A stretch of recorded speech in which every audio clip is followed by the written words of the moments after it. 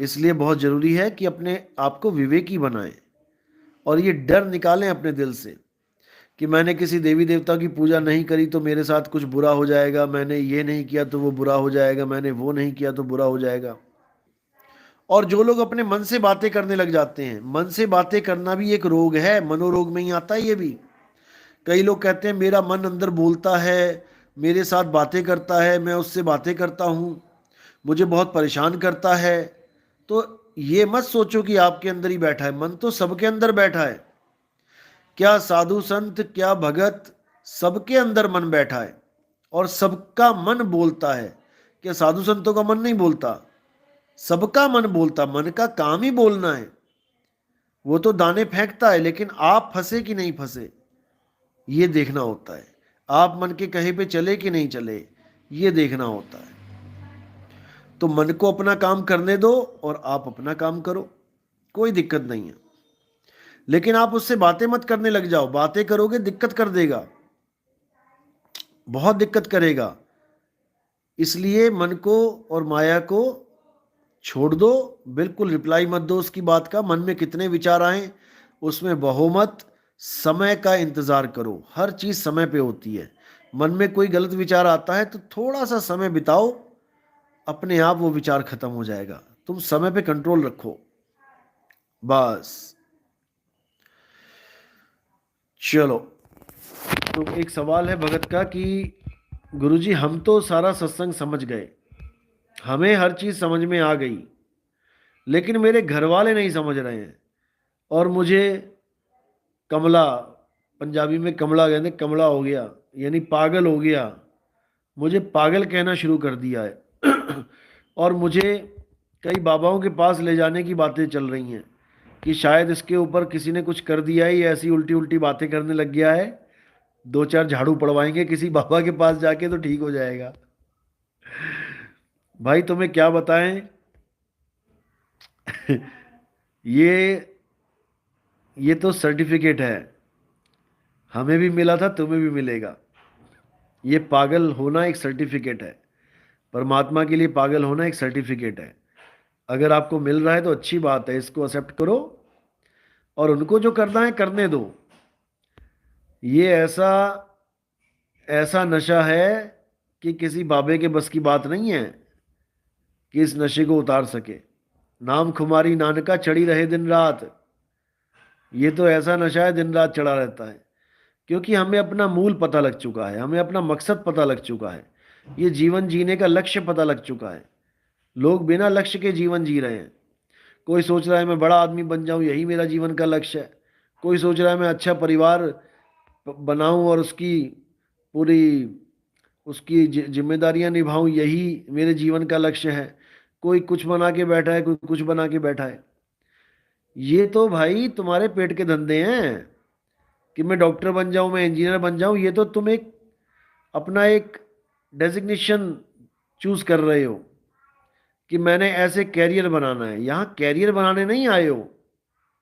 Career बनाना तो एक पड़ाव है जीवन का कि हाँ अच्छा जीवन जीना है तो कैरियर बना लो, थोड़ा अमीरों वाला जीवन जीना है तो अच्छा कैरियर बना लो, बिजनेसमैन बन जाओ। अगर नॉर्मल जीवन जीना है गांव वाला तो कोई बात नहीं, अनपढ़ भी होगे तब भी काम चलेगा, खेतों में काम कर लो। ये केवल आपकी जीवन शैली को प्रभावित कर सकता है, आपका कैरियर, आपका डेजिग्नेशन, लेकिन आपके जो जीवन का मकसद है इसको प्रभावित नहीं कर सकता। ये तो एक रिक्शे वाले का भी वही मकसद है और बड़े बड़े बिजनेसमैन हैं उनका भी जीवन का यही मकसद है। मकसद तो एक ही है। वो पढ़ने ना पढ़ने से, मेहनत करने से ना करने से उसको कोई फर्क नहीं पड़ता। लक्ष्य एक है, मुद्दा एक है कि जन्म मरण से मुक्ति कैसे हो। गरीब से गरीब आदमी भी यही लक्ष्य लेके चले और अमीर से अमीर आदमी भी ये लक्ष्य लेके चले तो दोनों का जीवन सफल हो जाएगा। अब अमीर कह रहा है कि मैं दुनिया में नंबर 1 पे आना चाहता हूँ, ठीक है तुम आ भी गए तो कितने दिन रहोगे? तुम्हारा भी बाप बैठा है, कोई ना कोई आ जाएगा तुम्हारे सिर के ऊपर पैर रखने, फिर क्या करोगे? अच्छे से अच्छे एक्टर आते हैं, सुपरस्टार बनते हैं, फिर कोई नया आ जाता है, वो दिलों पे छा जाता है, पुरानों को भूल जाते हैं। ये तो वक्त है भाई, ये वक्त बदलेगा, सबका बदलता है। इसलिए इन चीज़ों को टारगेट नहीं करना है, इन चीज़ों को लक्ष्य नहीं बनाना है। ये तो एक पड़ाव है, ये तो एक जरिया है तुम्हारे जीवन जीने का। कोई फिल्मों में काम करके जीवन जीना चाहता है, पैसे कमाना चाहता है, कोई बिजनेस करके पैसे कमाना चाहता है, कोई कुछ। ये केवल तुम्हारे जीवन के लिए है, लेकिन जो असली चीज़ है वो सबकी एक है। क्योंकि साहिब ने भी बोला कि आए हैं तो जाएंगे राजा रंग फकीर, और एक सिंहासन चढ़ चले, एक बंधे जंजीर। अब ये तुम्हारे हाथ में है कि सिंहासन पे चढ़ के जाना है या फिर जम राजा की मार खाते हुए जाना है, ये तुम्हारे ऊपर डिपेंड करता है। साहिब ने तो अपना काम कर दिया है, ठीक है। तो जो लोग नहीं समझते हैं आपकी बात, आपके घर वाले, तो उन पर टेंशन लेने की जरूरत नहीं है। आपने भी सोचो कि कितने साल लगा दिए समझने में। आप ये मत सोचो कि नितिन दास का सत्संग सुना और सुनते ही बस एकदम सारा हलचल मच गई और मैं जाग गया। ऐसा नहीं है। पता नहीं कितने जन्मों के संस्कार आपके साथ हैं, पिछले कितने जन्मों तक आपने सत्संग सुने हैं, तब जाकर आपको आज ये सत्संग सुनाई दे रहा है, समझ में आ रहा है। ये मत सोचो कि एक ही बार सुन के जाग गए। एक ही बार सुन के जागा जाता तो सारे ही जाग जाते। क्यों नहीं समझ पा रहे हैं इस बात को? इसलिए ऐसा बिल्कुल नहीं है, इस चीज़ को बिल्कुल दिमाग से निकाल दो कि एक ही बार में काम हो गया। इसमें जन्मों जन्म लग जाता। बिल्कुल जी बिल्कुल। जो भी हो रहा है बहुत अच्छी बात है। घर वाले अगर समझ नहीं भी रहे हैं तब भी कोई दिक्कत नहीं है। ऐसा बिल्कुल मत सोचो कि उनको समझा के ही मानूंगा। कोई किसी को नहीं समझा सकता, परमात्मा ही समझ देता है, परमात्मा ही विवेक देता है। गुरु तो केवल एक मार्गदर्शक है, गुरु अपना विवेक आपके सामने रखता है। चुनना आपने होता है कि इसको चुनूं कि ना चुनूं। गुरु अपना विवेक आपके सामने रख के आपको इतना मौका देता है कि आप इसी जीवन में मौका सोच के समझ के उसको धारण कर सको।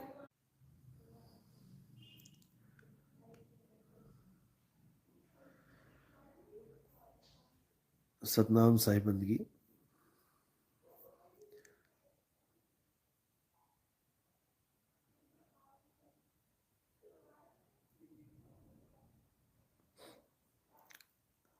देखो, ऐसा है कि अगर आप ये सोच रहे हो कि कौन कौन सा सत्संग जरूरी है केवल वो बता दें, ऐसा नहीं होता। हर चीज़ में, हर सत्संग में कुछ अलग चीज़ है जो आपको और स्ट्रांग बनाएगी, आपके विवेक को और जगाएगी। ऐसा नहीं होता कि कौन कौन सी क्लासेस इंपॉर्टेंट है मैं केवल वो करके पीएचडी कर जाऊं। आपको 1 2 3 4 करते हुए आपको जाना ही पड़ेगा ऊपर तक। हर स्कूल में, हर कॉलेज में, हर क्लास में कुछ ना कुछ है जो आपको, आपके बेस को बनाएगा। तो इसलिए आपको सारे सत्संग सुनो, अच्छी बात है, लेकिन समझदार जीव 2 4 5 सत्संग सुन के ही समझ जाता है कि बात कहाँ पे जा रही है, क्या करना है।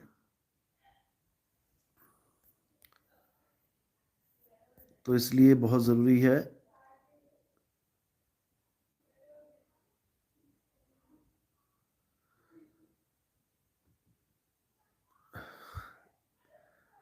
मैं आपको अक्सर याद करता हूँ रात के टाइम इतने बजे, क्योंकि आप बहुत कम आते हैं, सत्संग देखने का अच्छा लगता है। हाँ, मैं इस टाइम थोड़ा सा फ्री हो जाता हूँ, और अगर अच्छा नेट चल रहा हो तो मैं लाइव भी आ जाता हूँ, नहीं तो कई बार नेट की बहुत प्रॉब्लम होती है, नहीं साफ चल पाता कई बार। चलो, किसी का कोई सवाल है तो वो पूछ सकता है। आप मुझे मैसेज भी कर सकते हैं, और आप लाइव भी शंका समाधान में पूछ सकते हैं। आपको मैं बता दूं कि एमपी में जो प्रोग्राम है वो लगभग 22 से लेके 30 तक, 31 तक, मार्च में 22 23 24 25 ये सब एमपी में ही होगा प्रोग्राम। कल मैं यूट्यूब पे इसकी पूरी लिस्ट डाल दूंगा। और गाज़ियाबाद का 12 तारीख का प्रोग्राम है। नैमिष में और बांगरमऊ में ये 9 और 10 का प्रोग्राम है। 9 तारीख को नैमिष के आसपास है सत्संग और 10 तारीख को बांगरमऊ में है। जो वहाँ आ सकते हैं वहाँ आ जाएं, और जो एमपी वाले भगत हैं वो 22 तारीख का वेट करें। 22 के बाद एंट्री हो जाएगी सीधे एमपी में। उसके बाद विदेश का प्रोग्राम बनेगा और उसके बाद आके दोबारा से पंजाब, हिमाचल ये सब कवर करेंगे।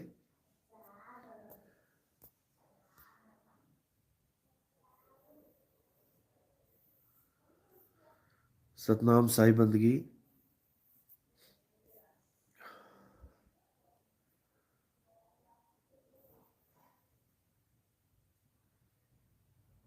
कोई भी प्रोग्राम का अगर आप इंफॉर्मेशन चाहते होते हैं तो 2 ही ऑप्शन है, या तो मुझे मैसेज कर दें या फिर व्हाट्सएप पे, यूट्यूब पे वेट करें, उसको देखें। यूट्यूब पे कोई ना कोई प्रोग्राम मैं डालता रहता हूँ, तो स्पेशल उसके लिए फ़ोन करने की ज़रूरत नहीं होती है कि आप मुझे फ़ोन करो और पूछो कि कहाँ कहाँ प्रोग्राम है, कब है। आप केवल यूट्यूब पे देखते रहें कि कोई नई वीडियो आई है कि नहीं, कोई प्रोग्राम डला है कि नहीं। और बाकी जो है आप मुझे मैसेज कर सकते हैं, कोई भी सवाल होता है आपका, ठीक है। बाकी इस चीज़ की चिंता ना करें कि कौन समझ रहा है कौन नहीं समझ रहा है। ये तो अभी शुरुआत है। धीरे धीरे धीरे आपको हर जगह यही ज्ञान समझ में आएगा। हर जगह हर आदमी आपको इसी ज्ञान को सुनता हुआ नजर आएगा, क्योंकि ये ज्ञान ही ऐसा है। सच को आने में समय जरूर लग जाता है, सच देर से आता है, लेकिन आता सच ही है। बस इतना समझो। रात बितानी मुश्किल होती है, बहुत इंतजार करना पड़ता है सूर्य का, लेकिन जब रात बीत जाती है और सूर्य आता है तो फिर सूर्य ही सूर्य आता है, फिर रात नहीं रहती है। बस इतना समझ लो।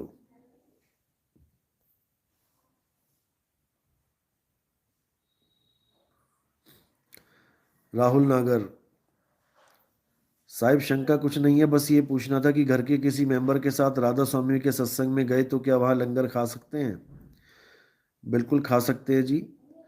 किसी भी गुरु का प्रसाद है, किसी भी गुरु का लंगर है, आप वो खा सकते हैं। क्योंकि गुरु जो है वो मार्गदर्शक होते हैं। गुरु कोई देवी देवताओं का भोग लगा प्रसाद नहीं खिलाते। देवी देवताओं का प्रसाद तो कृष्ण जी ने भी मना किया हुआ है। गीता में देवी देवताओं की पूजा कृष्ण जी ने मना की हुई है। अध्याय 7 पढ़ो अच्छी तरह, अध्याय 9 में भी जिक्र है इसका, कि देवी देवताओं को पूजने वाले देवलोक को जाते हैं, वो कभी मेरे परम धाम को प्राप्त नहीं हो पाते। तो बिल्कुल मना है।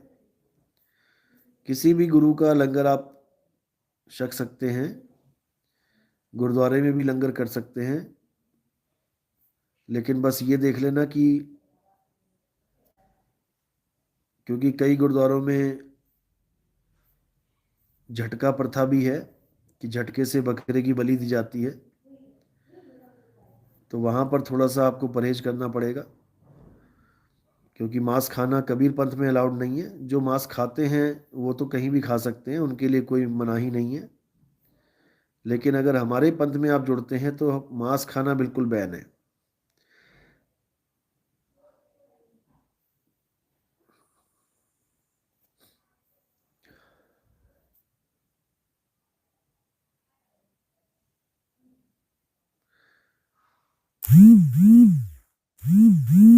साहिब बंदगी सतनाम। हजारों बुजुर्ग लोग आपका सत्संग सुनना चाहते हैं, परंतु उनके उनके पास मोबाइल नहीं है। वह है तो चलाना नहीं आता, सादा मोबाइल है, उसके लिए उनके लिए अभी एक प्रोग्राम सेट किया जा रहा है, एक सिस्टम बनेगा अभी, उसमें आप मेमोरी कार्ड और स्पीकर दोनों की डिमांड कर सकते हैं। घर घर तक सत्संग पहुंचाने के लिए इंतजाम किया जा रहा है। मार्च में नंबर दे दिया जाएगा, मार्च तो आ ही गया है, चलो बहुत जल्दी नंबर दे दिया जाएगा यूट्यूब पे, ताकि आप उसको घर बैठे ऑर्डर कर सकें। उसके बाद आपको नेट की ज़रूरत नहीं पड़ेगी, जैसे गांव में जो लोग रहते हैं इंटरनेट की ज़रूरत नहीं पड़ेगी, आप सीधे मेमोरी कार्ड को स्पीकर में डाल के चला सकते हैं। इन दोनों का सेट प्रोवाइड किया जाएगा। अभी बस स्टार्ट होने वाला ही है ये।